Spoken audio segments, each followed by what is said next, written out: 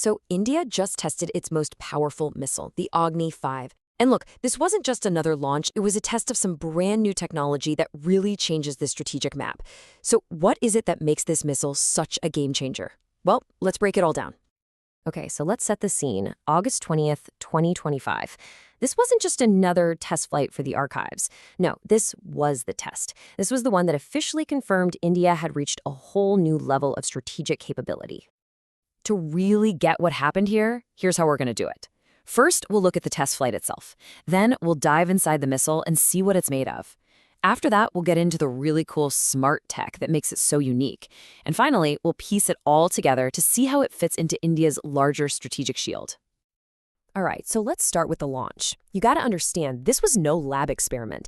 This was a full-on operational trial, putting this missile through its paces under real-world command.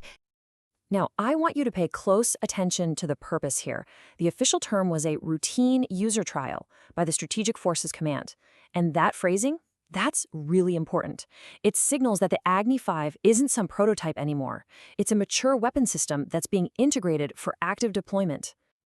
Okay, so that covers the what and why of the test. But what about the missile itself? Let's get into the incredible engineering that makes this thing so formidable. Before we get into all the nitty-gritty specs, just let this one number sink in. Over 5,000 kilometers.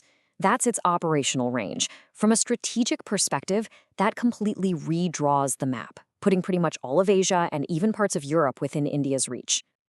So besides that incredible range, the real key here is the propulsion, a 3-stage solid fuel system. Now, that might just sound like a technical detail, but trust me, it's a huge deal. You see, unlike liquid fuel rockets that can take hours, sometimes even days to prepare, solid fuel means it can be launched on very short notice. So it's not just powerful and far-reaching, it's also swift and incredibly accurate. But, the Agni-5's real advantage isn't just about how far or how fast it can go. It's about how smart it is. Let's look at the two technological breakthroughs that make this missile so incredibly hard to stop. Here's the first trick up its sleeve. The missile doesn't just fly in a simple, predictable arc that's easy to track. It can actually perform a zigzag on its way up. I mean, just imagine trying to hit a target that's actively dodging your every move. It makes it an absolute nightmare for any missile defense system out there. Now, that evasive move is amazing for a single warhead. But what if one missile could do the job of several? This question leads us to the second and maybe the most important technological leap of all. And the answer is a technology called MIRV, or Multiple Independently Targetable Reentry Vehicle. Yeah, it's a mouthful, I know, but the concept is actually pretty simple.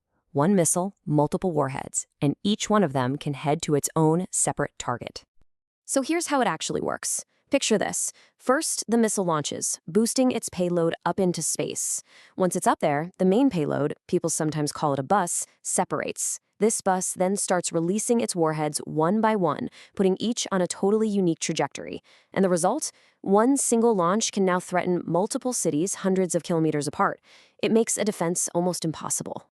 Okay, so a fast, evasive, multi-warhead missile, it's an incredible piece of engineering, for sure. But this technology wasn't developed in a vacuum. It was built to serve a very specific strategic purpose. So let's explore the doctrine that's behind all this tech.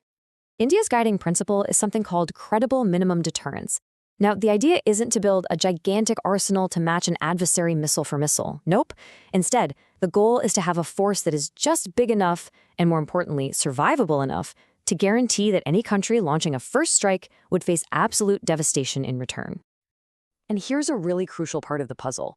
This deterrent posture is officially defensive. India has a declared no first-use policy, which is a pledge that it will not be the first to use nuclear weapons.